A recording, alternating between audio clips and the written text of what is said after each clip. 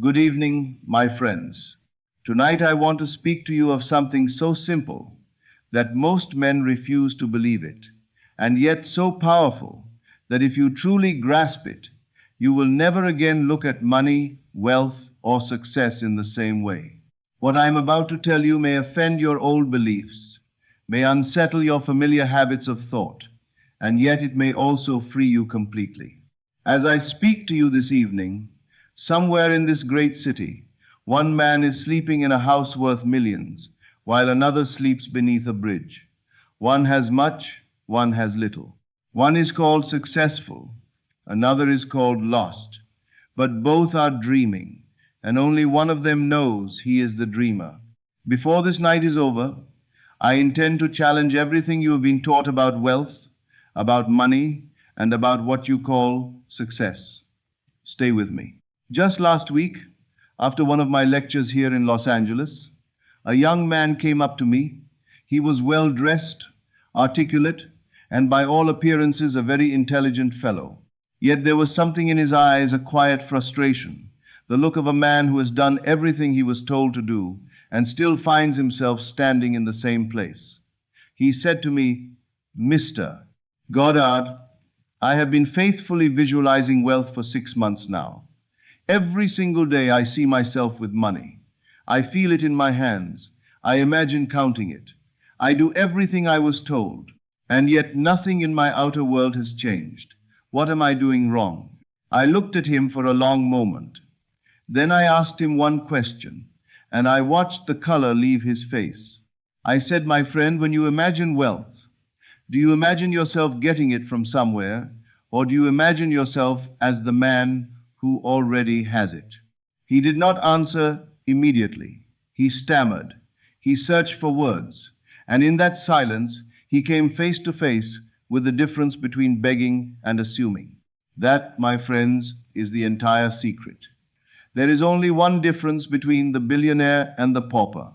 It is not money, it is not education, it is not luck. It is not family, race, upbringing, opportunity, or circumstance. The only difference is assumption.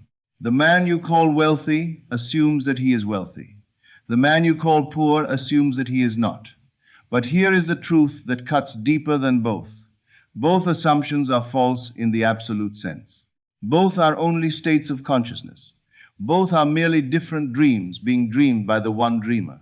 Every billionaire whose name you know, every fortune you admire, every empire you have ever envied did not first become rich and then later develop a wealthy mindset. No. They first assumed the consciousness of wealth, and then the world, which is nothing more than consciousness objectified, had no choice but to reflect that assumption. There is no such thing as a billionaire standing apart from consciousness. There is only consciousness assuming itself to be a billionaire. Let me tell you of a woman I knew personally in New York City. Her name was Sarah. She worked as a secretary for a small law firm. Her salary was $40 a week in 1940, which, as you can imagine, barely covered the necessities of life. She had no inheritance, no special connections, no visible path to riches. On paper, she was ordinary. In consciousness, however, she discovered something extraordinary. Every evening when she returned to her tiny apartment, she would lie on her bed and enter a most unusual state. She would not merely see wealth, she would feel it. She would feel herself signing checks for thousands of dollars. Not someday, not in a distant future, right now. She would feel the pen in her hand, the texture of the paper, the effortless certainty of a woman who is completely at home with large sums of money. She would imagine writing $10,000 with the same calm ease with which another woman pays a grocery bill. How does it feel? She would ask herself. And she would answer by sinking into that feeling of calm financial freedom, as though the thing were already true. Her friends thought she was indulging in fantasy. Her family called it nonsense.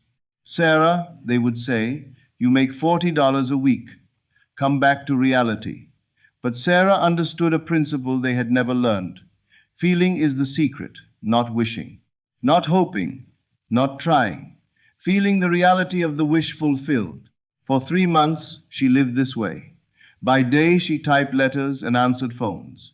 By night, she was a woman of means. Then, one day, a call came from Boston. A lawyer informed her that a distant uncle, an old relative she had met only once as a child, had left her his entire estate, $40,000. But here is the part that reveals the law. When the lawyer placed the check in her hands, she felt no shock, no astonishment, no disbelief. She did not say, "How could this happen?" She felt completely natural. She felt it was exactly what a woman like her should receive. Why? Because in consciousness, she had already been wealthy for months. The outer world was simply catching up. Now, I must tell you something that will shake the very foundation of how you see reality. You are not trying to attract wealth from some external source. You are wealth. You are not standing outside abundance, trying to enter it. You are consciousness, and consciousness contains all things. Everything you see out there, every person, every house, every banknote, every business, every fortune, is consciousness pushed out into visible form. The billionaire is not separate from you. He is you, playing a role in your own infinite dream. The poor man is not separate from you either. He is also you, playing another role in the same dream. The tragedy of human life is that you believe you must get what you already are. You think wealth is somewhere else. You think abundance must come from outside. You think that something must happen before you can be what you desire. But this is the great illusion. You cannot get what you already are. You can only assume it. You can only feel it. You can only know it inwardly until it becomes your world outwardly. Every dollar that exists is your dollar. Every empire that exists is your empire. Every mansion, every business, every tower, every fortune is a reflection of consciousness. Yet you have hypnotized yourself into believing that these things belong to others, and so they appear to be separate from you. The poverty you experience is not punishment. It is not fate. It is not the economy. It is not your family, your background, your education, or your environment. Poverty is simply the result of assuming that you are poor, nothing more, nothing less. And the assumption, if held long enough, hardens into fact. But wealth is just as simple. Wealth is the result of assuming that you are wealthy. And when that assumption is lived consistently, it also hardens into fact. The law is impartial. It does not favor the rich or punish the poor. It merely reflects the state you occupy. I once spoke with a gentleman who had the privilege of meeting John D. Rockefeller in his later years. He expected, of course, to meet a man obsessed with money, someone constantly calculating gain and loss. Instead, he told me he encountered someone calm, natural, and almost indifferent to it. Not careless, mind you, but entirely at ease. "Mr. Goddard," he said to me, "Rockefeller spoke of money the way most men speak of the weather. It was so natural to him that it required no special attention." You see, Rockefeller had stopped thinking to money and had learned to think from money. He had so completely assumed the consciousness of wealth that money flowed to him not because he chased it, but because he had become the kind of man to whom money naturally comes. There is a principle here that I want you to see clearly. The moment you begin to worry about money is the moment you begin to push it away in consciousness. Why? Because worry is an assumption of lack. And whatever you assume, you must eventually experience. Think of your next breath. Do you worry about it? Of course not. You assume it. You take it for granted.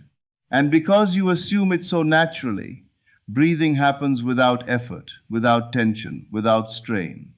That is exactly how wealth appears in the life of one who truly assumes it. So how do you make the change? How do you move from consciousness of lack to consciousness of abundance? Not by struggling harder, not by forcing the outer world, not by chasing methods, schemes, or desperate solutions. You do it by changing the state you occupy within yourself. Ask yourself this: How would I feel if money were no longer a concern in my life? Not, how would I feel if I got money? That still implies absence. No. How would I feel if money was simply no concern at all? Feel the peace of that. Feel the freedom. Feel the relief. Let that feeling become so natural that it begins to define you. Then ask, how would I move through the world if wealth were my natural state? A wealthy man does not panic over every small expense. He does not live in fear of every bill. He does not calculate every decision from anxiety. He moves with quiet confidence. He feels no shame in abundance and no terror in spending wisely. Let yourself feel that posture, that ease, that dignity, and then ask, what would I do with my time if money were no object? This is important, my friends, because the wealthy do not spend their mental life orbiting money. They devote their attention to creation, to contribution, to passion, to purpose. Feel yourself living from inspiration rather than desperation. And here is the practice that will transform your life if you apply it faithfully. Tonight, when you retire to bed, do not pray as one who is waiting for money to come. Do not imagine money arriving from some outside source. Do not obsess over specific amounts or particular methods.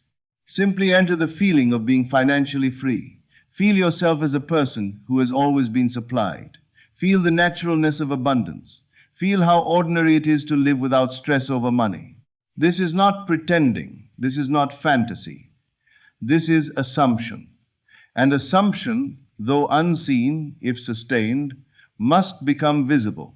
Let me share with you one of the most remarkable demonstrations of this principle that I have ever witnessed.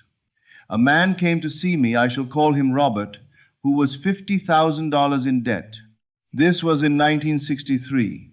In today's terms, that would be several times more. He was facing bankruptcy, divorce, and the loss of his home. He was, as the phrase goes, at the end of his rope. Mr. Goddard, he said, I need a miracle. I need money immediately, or I lose everything. I said to him, my friend, you do not need money first. You need to stop being the man who is broke and begin being the man who is wealthy. But I am broke, he protested. Look at the bills. Look at the debt. Those are facts. No, I told him. Those are your present assumptions made visible. But assumptions can be changed. And when the assumption changes, the facts must follow. That is the law. Robert was skeptical, but desperation made him willing to try. I gave him a simple instruction. For 30 consecutive nights, just before sleep, he was to assume himself debt-free and abundantly supplied. Not becoming debt-free, being debt-free, not hoping to be wealthy, being wealthy. He was to feel the relief of financial freedom. He was to feel the quiet ease of paying every bill without fear. He was to feel the joy of being able to help others without concern. During the day, he continued to face his creditors. The outer world had not yet changed. The calls still came. The bills still arrived. The pressure remained. But every night, in consciousness, he lived in another world, entirely a world where he was prosperous and free. For 27 days, nothing changed outwardly. Then, on the 28th day, the call came. A business venture he had invested in years earlier, something so small and insignificant that he had forgotten about it, had suddenly become extremely valuable. His modest stake had grown to over $200,000. Now here is what convinced me beyond all doubt that this was not mere coincidence. When Robert received that call, he was not shocked. He was not hysterical. He felt natural. He felt as though such a thing belonged to the life of a prosperous man. Why? Because in consciousness, he had already been wealthy long before the call arrived. This, my friends, is the law that governs all human experience. I call it the law of assumption. Whatever you assume to be true of yourself will be reflected in your world. Not sometimes, not by luck, Not only when the conditions are favorable, always, automatically, without exception. You think you are poor because your bank account is empty. I tell you the bank account is empty because you assume poverty. The assumption comes first. The fact follows. But what about my circumstances, you ask? What about the economy? What about my education? What about my background? What about my debt? Here is a truth that may liberate you or disturb you. Your circumstances are not the cause of your financial condition. Your circumstances are the result of your financial assumption. The world does not create your state. Your state creates the world you see. Even the advantages that wealthy people appear to have, wealthy families, good schooling, helpful contacts, fortunate timing, these are not the source. They are the result. Consciousness drew them into form. Opportunities do not create wealth consciousness. Wealth consciousness recognizes and uses opportunities. The same door that is invisible to fear is obvious to abundance. So stop waiting for conditions to improve. Your conditions are waiting for you to change. When your assumption changes, the world must respond. Now, let me give you a complete method, a daily practice that can transform your relationship with money if you are faithful to it. Each morning, before you rise from bed, before you check your phone, before you think about your problems, spend a few quiet minutes feeling gratitude for your abundant financial state, not hoping for abundance, feeling it as present reality. Say inwardly, I am wealthy. Money flows to me naturally and easily. I am the kind of person who never worries about money. But do not merely repeat words. Feel them. Let them become real in you. Then throughout the day, whenever money comes to mind, when you pay a bill, when you see something you desire, when you check your balance, pause and ask yourself, how would a naturally wealthy person experience this moment? A wealthy person paying bills feels calm, not fearful. A wealthy person seeing something desirable does not collapse into lack. He simply decides. A wealthy person looking at his bank balance feels solidity, not panic. And each night, as you prepare for sleep, enter completely into the state of abundance. Feel yourself living in financial freedom, but do not imagine dramatic fireworks or sudden miracles. Imagine something deeper, the naturalness of being wealthy. Imagine that abundance is not strange, not rare, not impossible, but normal, as natural as breathing, as ordinary as waking. Do this faithfully for 30 days, not 29, not 31, 30 days. And I tell you, not as hope, but as law, you will witness what the world calls miracles and what consciousness calls expression. As we draw this evening to a close, let me leave you with the deepest truth of all. You are not trying to become wealthy. You are trying to remember that you already are. In the most fundamental sense, there is no such thing as a poor person in this universe. There are only infinitely abundant beings who have temporarily forgotten their nature, who have accepted limitation, who have worn lack like a costume and mistaken it for identity. Your natural state is abundance. Your birthright is prosperity. Your true identity is wealth itself. For consciousness, which is what you are, lacks nothing. The billionaire has not achieved something you lack. The billionaire has merely remembered something you have forgotten. The choice, my friends, is yours alone. Will you continue dreaming that you are limited, or will you awaken to the truth of your limitless nature? Will you persist in assuming scarcity, or will you claim your inheritance of abundance? The power has always been yours. The wealth has always been yours. The choice has always been yours. Remember this: assumption, though false, if sustained, will harden into fact. Assume wisely, assume boldly, assume persistently. Your wealthy self is not someone you must become. It is someone you must remember you have always been. Good evening. This is Neville Lectures. I'll see you again in the next video.